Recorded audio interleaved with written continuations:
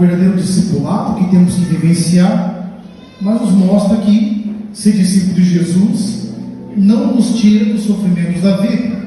Até porque, gente, vamos ser muito sinceros, tem como você não sofrer, sim ou não? Claro que não. Eu falo que você pode escolher o tipo de sofrimento.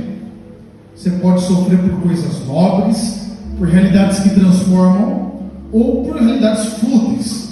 Aí vai da perspectiva que você assume na vida, mas é intrínseco à nossa condição. E sofrer por causa de Jesus é um sofrimento transformador. E acima de tudo, o discípulo de Jesus, que nos apresenta o Evangelho, é aquele que assume o Senhor de tal maneira que dele não se envergonha, que se torna uma realidade que é assimilada de fato na vida e na existência, e constantemente se está declarando, se está testemunhando dessa fé. E Jeremias é um exemplo muito claro disso. Jeremias, na primeira leitura, ele desempenha a sua profecia numa época bastante difícil. Jeremias ele profetiza em torno de 650 até 587 a.C., e portanto ele envia a Jerusalém com os seus reis, e também envia a derrocada tomada pelos babilônios. E por que ele sofre muito? Imagina que Jeremias é aquela pessoa, e essas pessoas são muito importantes em nossas vidas. Sabe aquela pessoa conciliadora? Aquela pessoa na família que procura a paz entre todos, que não busca conflito, sabe? Gente, assim é bom, sim ou não? E Jeremias é desse jeito. Só que Deus dá uma missão a Jeremias que não é muito comum para a gente, esse temperamento, esse tipo de personalidade. É bastante conflitivo. Ele profetiza numa época extremamente difícil. Josias, que foi um rei muito piedoso, ele trabalhou arduamente para que de fato houvesse a centralidade novo do templo, para que o povo confiasse mais em Deus do que na força humana. Mas o que acontece? Josias morre no ano 609 a.C., uma região chamada Meguido. E curioso que no povo de Deus, o povo judeu, compreendia que ali seria propriamente a batalha fim dos tempos. De tão importante que foi Josias, era assimilado como de fato um expoente de justiça, de alguém que lutava pelo Senhor. Das forças egípcias representou, portanto, o mal que vence aqueles que estão nesse momento lutando por Deus. E quando Joaquim assume o reinado, ele começa a fazer de novo as alianças, a fazer o que Deus reprovava, que era confiar mais nas coisas, mais nas pessoas, que no próprio Deus. E a tentação de todo ser humano, que volta o coração à providência e esquece quem é o provedor, perde-se na procura das bênçãos de Deus e esquece o Senhor das bênçãos.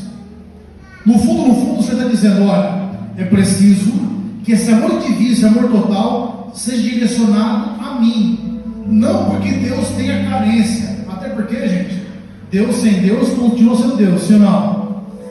Nós sem Deus não somos nada.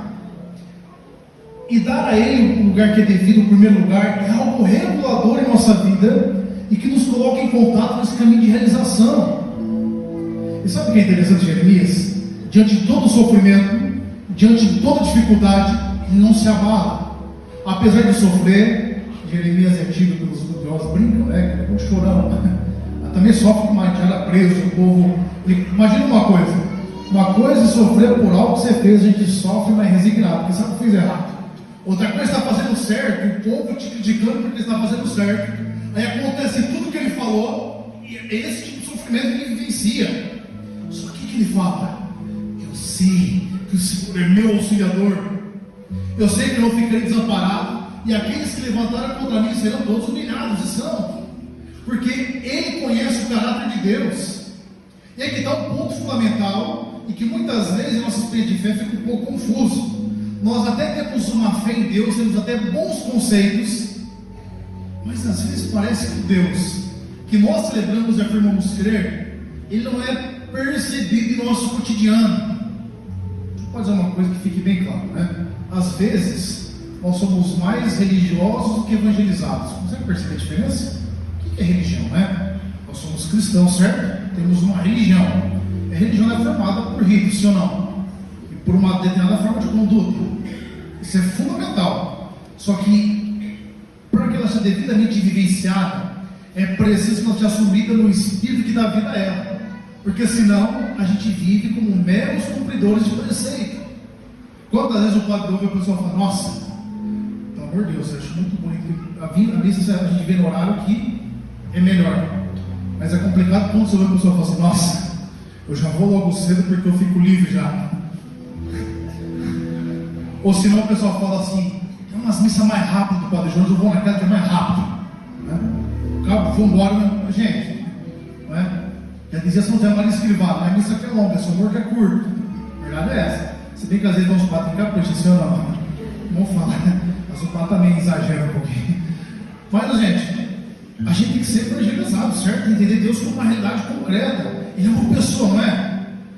Só que qual tipo de relação eu tenho estabelecido com Ele? Onde é que eu visualizo o concreto dele na minha vida? Onde é que eu visualizo o primeiro lugar que eu tenho dado a Ele? Nós precisamos disso, gente. Não basta termos bons conceitos, não basta sabermos muito, é preciso que nós nos comprometamos. Olha, quem é que é casado? Levanta a mão. Pode baixar. Você sabe que seu cônjuge te ama, sim ou não? Gente, não bem confuso. Já diagnostiquei uma crise. Depois uma bênção especial para as famílias. Sabe que eu te amo, sim ou não? Claro que sabe, gente. Senão eu estaria com você, é verdade? Às vezes você fala, nossa, tá difícil, mas não é? Mas ele somente sabe porque você um dia falou. Não tem que concretizar e atualizar constantemente esse amor, senão não. Porque senão o que acontece? Acaba, não é? Deus é do mesmo jeito, gente. Ele precisa desse espaço, mas tem que ser concreto. E é aí que nós entendemos o que de fato o Senhor espera quando é declarado na frente dos homens, e o que de fato é assumir em nossa vida. O Evangelho é muito forte. Ele fala, olha, aquilo que está escondido uma hora vai ser revelado. O que eu falo para você, Pedro, fica nos telhados. O Senhor é muito forte. Ele fala assim, olha, não tenho medo das pessoas. Temei aquele que pode pegar sua alma e lançar no inferno. Quem que é esse? É Deus. Ele pode fazer isso. Só que é preciso que nós entendamos que tipo de temor que nós temos que ter de Deus. Não é o medo habitual. Até porque todos nós temos medo de alguma coisa, sim ou não?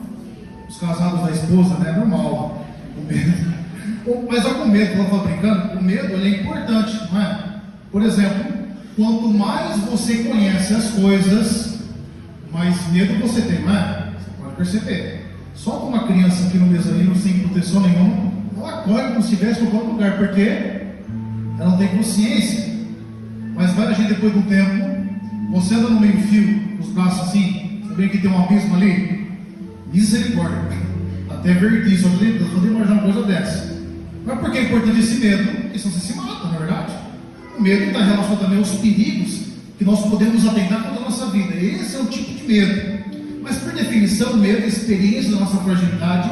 E quando ele não é devidamente entendido, assumido, ele é algo que paralisa. Não é esse tipo não é medo de Deus que está falando, é temor. E em que consiste esse temor? É de reconhecer que Deus nos ama tanto, que Ele é tão bom conosco, que Ele fez tanto por nós, que eu tenho medo de ofendê-lo. Eu não quero desagradar, porque Ele tem sido tão bom, Ele tem sido tão generoso. Ele concedeu vida nova pela cruz, porque nós valemos preço de sangue. E é por isso que se explica o temor de Deus. Eu não quero ofender de maneira alguma. Eu quero dar a Ele o melhor lugar, o lugar de destaque. É assim que nós começamos, de fato, a declarar Deus diante de todos. Olha, declarar o Senhor não é você ficar toda hora falando de Deus e explicitamente, não é assim, gente. Até porque ninguém aguenta, não é verdade? Já viu aqueles recém-convertidos, que eles acham que a partir deles o mundo vai ser totalmente salvo por quanto eles falam? Não. A declaração mais eloquente, por mais que nós temos que falar assim de Deus, mas a declaração mais eloquente é com a nossa vida. É como expressamos isso. É como assumimos Deus de fato em nosso cotidiano de maneira concreta. Lembra o exemplo do palavra? Não sei se foi aqui no final de semana passada, que eu falava do primeiro pedaço do bolo. Vocês lembram? Quem que lembra? Levanta a mão. Fala de novo. Gente, aniversário, corta a bolo, né? Aí fica aquela coisa lá, não, é de cima para baixo, porque senão a vida não vai para cima. Quando eu estou falando, não, é de baixo para cima também, vem de baixo para cima. Pode cortar para qualquer lado que não vai. Até cortar o bolo. O primeiro pedaço é diferente do resto do bolo, sim ou não? Claro que não, mas ele é o primeiro. É interessante que às vezes tem pai e mãe que até chora, né? Eu já vi pai falar, pelo amor de Deus, dá o primeiro pedaço para a mãe, porque depois me arruma um problema. Dá o primeiro pedaço para a mãe, não, né? Eu até contei a história. Tem uma senhorinha lá em Araraquara, já está na glória já, mas não tinha, na época, acho que ela, 94, 95 anos que eu estava fazendo. E essa senhora me viu 3 vezes na vida, eu não sabia nem quem eu era, para falar a verdade, porque eu não estava muito bem já, né? Cortou o primeiro pedaço de bolo, a família inteira reunida assim, ó. Para quem é o primeiro pedaço, ela conta para mim, gente. A família inteira me olhou no torto, o que eu tenho a ver com isso? Ele falou, não, tem certeza? Não, é para ele fazer. Eu fui lá, mais sem graça, não sei o que, peguei o primeiro pedaço do bolo. Porque é uma honra ensinar, na verdade, é uma dignidade. E quando você fala de criança, a criança dá o primeiro pedaço de bolo para quem ela quer mesmo, né? Ah, meu filho, se ela não gosta, a pessoa pode observar, ela está contrariada. Ela vai ter essa alegria, tá aqui, ó. Se ela não quer o primeiro pedaço, não é? O que Deus está pedindo para a gente não é que você dê o bolo inteiro, não é que você viva o dia inteiro aqui na igreja, mas você dê o primeiro pedaço, porque Ele é digno de receber as primícias da nossa vida, de maneira concreta, no nosso tempo de vida, nosso tempo de oração. Qual que tem sido a qualidade da minha intimidade com Deus? Essa é a grande questão. Será que eu tenho declarado? E quantas vezes nós ficamos escravos da opinião das pessoas? Ah, mas o que os outros vão pensar? Mas o que vão falar? Mas o que vão achar? Ô, gente, deixa eu dizer uma coisa. Se você não entender isso ainda, pode falar. A maioria das pessoas não está nem aí com a sua vida. Pode estar errado? Está preocupado com você? Com as suas dores? Com as suas dificuldades? Não está, gente, a verdade é essa. É lógico que nós temos pessoas muito importantes, ou não, que nos amam, que estão conosco nas alegrias, nas tristezas, mas eu digo, amigo que é amigo tem que estar com você quando você está vendo sucesso, sim ou não? Quando você está feliz, que não se entristece com as suas conquistas. Aí que está a grande questão. Mas são pouquíssimas pessoas, gente. Às vezes dentro de casa tem gente que fica triste com conquista nossa, não é verdade? E aí que está. E a gente vive escravo da opinião desse povo que nem nos conhece. Quantas pessoas na internet, se for um comentário, você não sabe nem quem é a pessoa, acaba o dia da pessoa. Um dia um padre, eu estava sem colégio, por causa as roupas em casa diminuíram. Não sei o que está acontecendo. Não está cabendo mais. Então, no meio do outro colégio, um rapaz comentou: eu não acredito em padre que está de batido. Eu pensei comigo, o problema é seu, nem conheço o Pokémon, não sei de onde é. Mas tem pessoa que ouve o negócio desse leu, não sabe quem é e a pessoa perde a paz. Porque vive escravo pelos outros, gente, não isso importa. O que vai importar mesmo é quando chegar na eternidade, e o Senhor olha para você e fala: eu conheço você. Você me declarou diante dos homens, eu te conheço. Você viveu o que tinha que ser vivido. Você, como família, viveu os preceitos do Senhor. Você me glorificou na caridade. Você cuidou de mim quando estava necessitado, nos pobres, sem eu ter o que comer. Eu te conheço. É esse conhecimento que vale. É aquele que nos identifica diante do Senhor. Porque vai dizer a segunda leitura: por Ele nos veio a salvação. Mas ela tem que ser assumida, tem que ser declarada. A grande questão, se olharmos para a nossa vida hoje, onde é que eu tenho declarado o Senhor?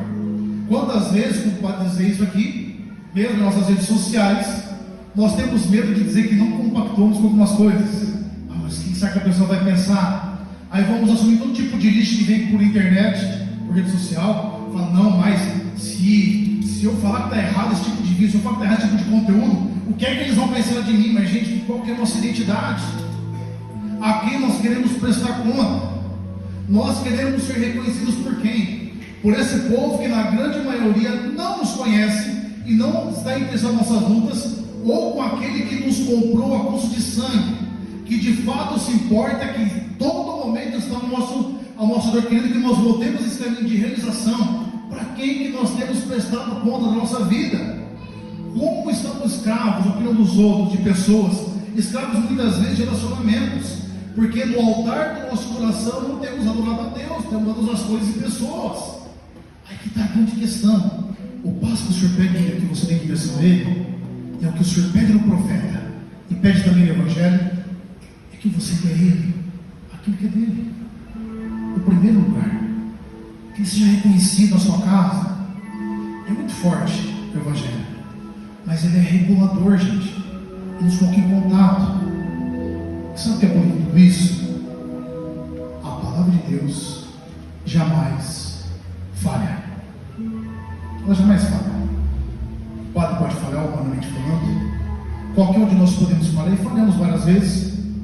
A palavra dele não. Aquilo que ele falou, aquilo que ele disse, vai se cumprir. É por isso que se você der um passo hoje em direção à sua família, o Senhor vai abençoar, porque é preceito e mandamento dele. Se você voltar seu coração inteiramente a Ele, o seu relacionamento, a sua vivência, observando os seus mandamentos, a bênção de Deus virá sobre a sua casa.